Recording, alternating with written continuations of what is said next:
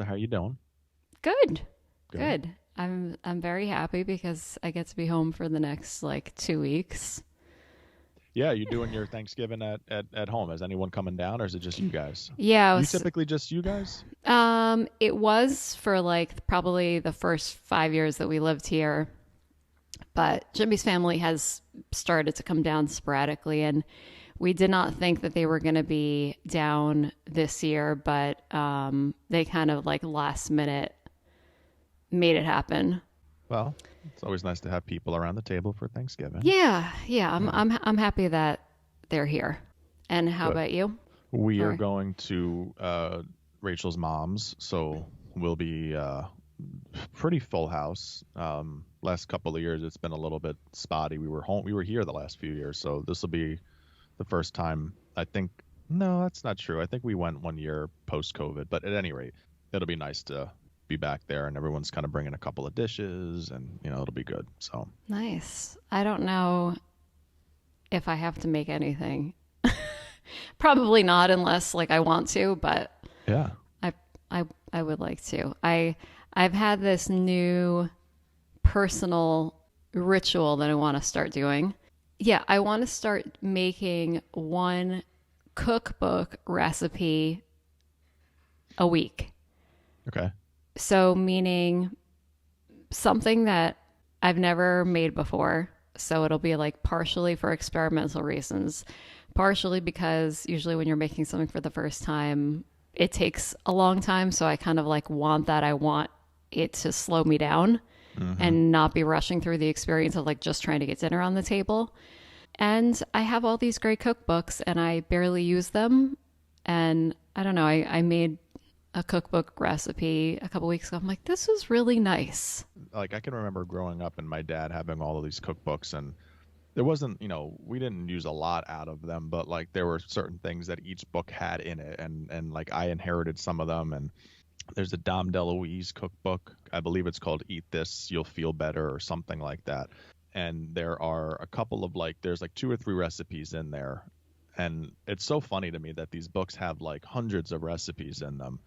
And if you I feel like it's a success if you get one out of there that you just love. Like it's amazing how much time and energy probably gets put into putting those books together. Like I think about with Julia coming out season 2. I don't know if it's out yet or if it's coming out this month. It's one or the other, but I think about that first cookbook and then what ended up leading into the show, and it's just like all these hundreds and hundreds and hundreds of recipes, right? And in these books you end up using like one of them, but it is like worth its weight in gold just for that one recipe.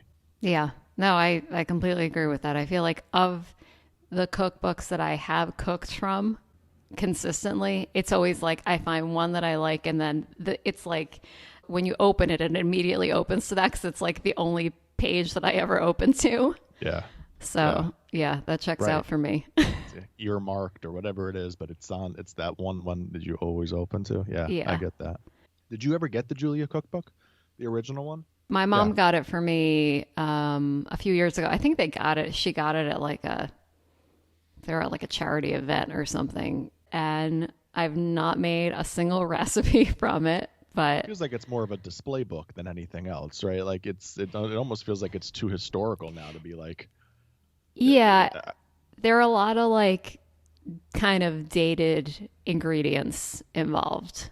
coquette or whatever that chicken coquette or whatever Yeah, it is. Croquette. That's not croquette, but Coco maybe it is. Van. Yeah. Yeah. Yeah. Okay. I don't That's it. know. Yeah. She does a lot of like wrangling with meat, and I'm always like, even when I make meatballs, I'm like, I use like a spoon as much as possible until like the very end. Anytime that they're like mix it with your hands, I'm like, no, I'm not doing that.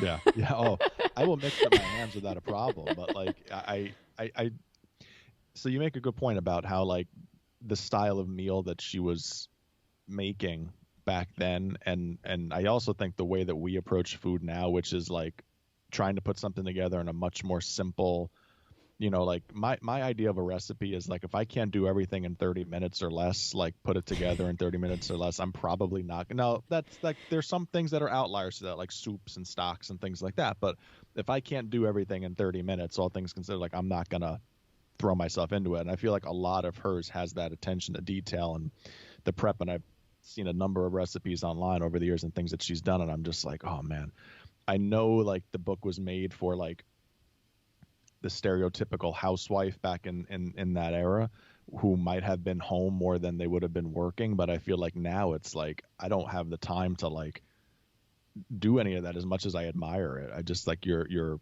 perspective on it all has changed. Yeah, but that's kind of like the challenge that I want to lay on myself or lie on myself. I don't know, whatever it is Yeah. that I tell myself the same thing. I'm just like, a lot of nights I'm like, I don't have time to cook, which is silly because I really enjoy it when I have the time and space to like make a really good meal. It's always incredibly enjoyable, like the process of making it. So that was kind of my thought behind this cookbook meal, is to get rid of that thought that I don't have time and just say like, no, this is where I'm putting my time tonight Right. with this. Right. Yeah. Absolutely.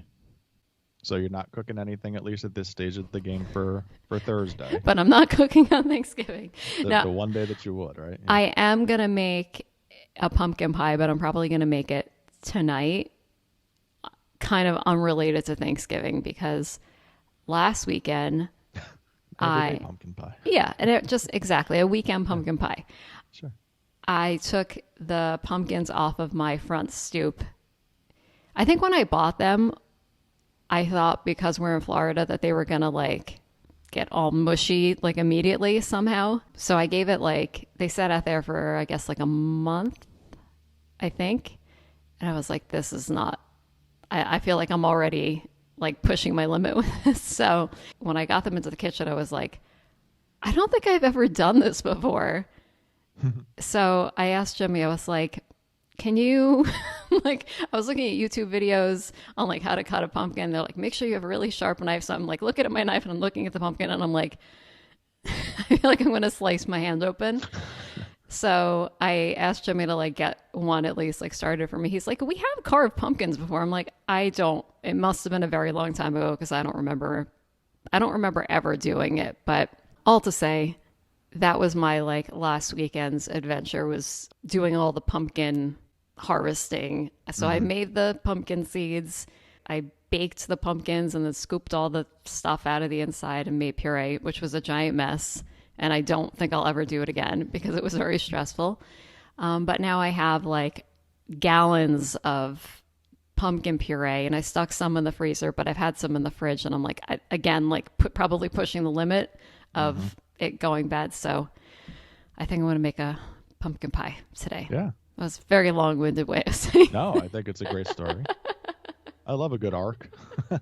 We were talking to Ryan the other day about the Thanksgiving parade, and he's very, very pumped for it. And there's a couple of balloons that he is excited and looking forward to. And Spider-Man, he's kind of gotten into Spider-Man a little bit this year because friends of his like Spider-Man, so he's kind of like aware of it. And he's a little bit into what's the Paw Patrol. He likes things that are like he's like me in the sense that like most of the things that he likes is a little bit like off the grid. It's not things that like, you know, the common person would like. Like there's this show called Rough Tweetin' Dave. I don't know if you've ever heard of it. Never before, heard of it. but it's like it's one of his favorite shows, and it actually is really good. I enjoy watching it with him. There's a lot of like thought-provoking stuff and questions that are asked, so you got to follow along to know what's happening, and he really does stay in line with it. But there's no merchandise. We did find a T-shirt that we ended up getting for him for his birthday, which he loves, but there's like no merchandise associated with it, which I kind of dig because it's not like a commercialized kind of a thing. But so he was asking like, are those guys going to be in the parade? I'm like, no, they're not going to be in the parade. But it got me thinking, if you could have one balloon that isn't traditionally in the parade at any point in time, just for you, at any point in time in history of something in your past or present that traditionally isn't in the Thanksgiving Day parade, who are you going with? Really great question. Do you have your answer? I think I do. I'll give you my thought process. I immediately was trying to think of my favorite shows when I was like, Ryan's age or younger. I think my favorite shows were two of them were on the Disney Channel. Like like when I was little, the Disney Channel had just come out and it was like a paid thing, and Hmm. we didn't have it, but Same. my grandparents did, and I don't know if they actually had it or if they have one of those boxes that got all the channels. But my grandpa used to record like just hours of Disney Channel content for me, and then had it all like and then labeled it on tapes that I think that my parents still have. And I just it's very heartwarming whenever I think of them, him writing out all the episodes and all the things that were on there. So there were two shows that I really loved, and one was called Dumbo's Circus, which was not neither of these were animated. It was like the same style show. One was Dumbo Circus. One was called I think it was called Welcome to Pooh Corner. Hmm. So it was like live action versions of those stories. But Dumbo Circus, I don't know that I've ever even like seen the Dumbo movie, but Dumbo Circus had like this whole different like cast, like a different story. And it was like about a traveling circus. So there was like, like a cat who is a trapeze artist. And there was like this guy, Sebastian, who is like the kind of like the janitor. And there was a dog named Barnaby. Anyway, again, I'm being very long winded, but I think it would have to be something, I would say more probably from Dumbo Circus, because the Winnie the Pooh were just like the regular Pooh characters. And I don't know if they've ever been in the parade, but that feels more like probable that they would have had a chance. I'll go with Lily the cat, who is the trapeze artist. That's who I would want in the parade. That's a good answer. It's a good memory, and it's tough to think of things that weren't like might not have appeared for 1 year or something like that. And who knows? I think you're right about the Winnie the Pooh piece, but that's a good answer. That's like something that's like solely yours as a kid. That would like make your morning if it was in the parade.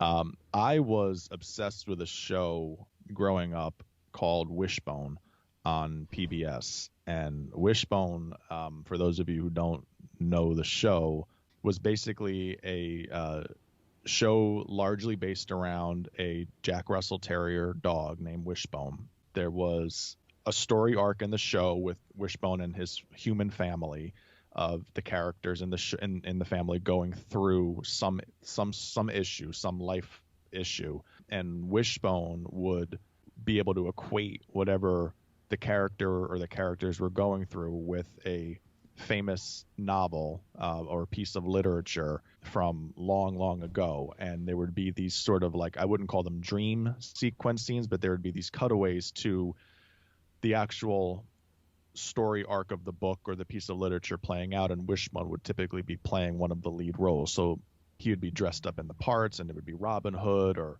Don Quixote. There'd be a whole bunch of different things that episodes that he would do it in. Anyway, I loved Wishbone, and I could not get enough of it coming home from school. Even when I was probably like 10, 11 years old, it was still something that I found myself watching. So I would probably say Wishbone. I think that would be a really cool Thanksgiving morning thing for 9-year-old, 8-year-old Steve to wake up to, is to see a Wishbone balloon in the parade. Oh, I love that. Slash, I feel like there I wonder if he was ever in consideration, because it doesn't I'd have to look. feel, I don't know. Yeah. it doesn't feel that like outlandish, because he had a moment. He did have a moment. There was a lot from PBS back then because you always have to account for Sesame Street and something else. But I am not seeing a Wishbone balloon, and I'm going to tell you why. That fucker Snoopy. Yeah. He's always getting the airtime for dogs in the parade. So Wishbone was always batting number 2 behind Snoopy. So You're right. little love for Wishbone would have been appreciated. We've done like 2 Thanksgiving specials, right? Yes. Okay. Yes. So this has to have come up, but I don't remember the answer. Have you ever been to the parade in person? I have not been to the parade in person. My sister has at least once, and she actually was a balloon holder one year through her company that she worked for. So that was pretty cool. I think she held one of the little stars in the Macy's float. Like they have like little smaller stars. I believe she might have held that with somebody. I don't know if it's more than one person that holds them, but yeah, she held one of the stars. Yeah. That's so cool. Oh, Yeah. I feel like if I had to pick something, I could see myself like I want to hold the star. Yeah. Well, you don't want to be the one like holding onto the balloon like that year that Barney got like torn open and like was just like deflated all over the place. You don't want to have that associated like that, to have that hanging over your head for all these years. I mean, it's not ideal. And I feel like they've really like doubled down on like sensationalizing that event. I don't know. I feel like I'll randomly like see that in my Instagram feed. It's not like, I mean, all these, what is it, like 100 years or something of like doing the parade. Like, of course there's going to be a disaster like that at least once. I'm surprised there haven't been more of them. This is the difference between you and me. I can guarantee you that probably within the last month and a half, I have searched balloons that have deflated in the Macy's. You've sought it out. So That's how I knew it was Barney. Because okay, I was like looking for examples of ones that have like torn open. this is why this is showing up in my feed because you know, like you'll see the things that like your friends have liked. Yeah. Yeah. So the Oh, yeah, for algorithm's sure. like, your friend Steve thought that this was really interesting. So have a I look. like this post because you've interacted with stuff that Steve has posted. This makes so much more sense now. It's like, Yeah. why is this? I'm like, I get Thanksgiving's coming, but I'm like, why is this? What does this have to do with anything? Yeah. Love the parade, but I'll definitely live for the cringe moments in them. All right. So if you were rooting for someone to get deflated, do you have it out for Snoopy because of the wishbone thing or? Yes. Yes. I think Snoopy would definitely be on Oh, my list. I you think can't Snoopy's kill off one definitely of the on my list. classic ones though. I'm always like, whenever there's like the new one that feels very trendy, I'm always like, you haven't put your time in to be able to have a place in this parade. Like we've got Snoopy, we've got Santa, we've got, you know, like the Elmo, stars. Big Bird. Right. You Yeah, got like right. these people have been showing up year after year. They showed up year after year separate from the parade. You know what I mean? Where do you stand on the ones that have had a career prior to, like for Like a decades Barney. ago? Well, one that comes to mind is Sonic the Hedgehog, because Sonic had a little bit of a revival within the last like 5 years with the movie and some other successful things. But Sonic was birthed when we were kids, so like, you know, is it okay for somebody to have sort of like a comeback and reclaim balloon status, even though the heavy lift was done, you know, years ago? Like Sonic to me is a lot like the Elvis Presley of the music industry, like huge when he came on the scene and then sort of like went away for a while and then like had this rebirth later on in his career and then got a little bit of a revival back into it, but felt like he was sort of living on what he had done, you know, decades prior to that. I'm okay with the comebacks. I feel like that's appropriate. I think where I have a problem is like Ryan's crowd would not like me saying this, but like to have this show that like just came out and is on for a year and like all the 5-year-olds are watching it. I'm like, no. Because in a year from now there'll be something else and you'll have forgotten about it. And it's kind of like weddings and people that you have in your wedding and you know, sometimes you're friends with someone for like 5 minutes and it just coincides with when you're getting married and you end up in their wedding and then it's like then you're like in their pictures or vice versa.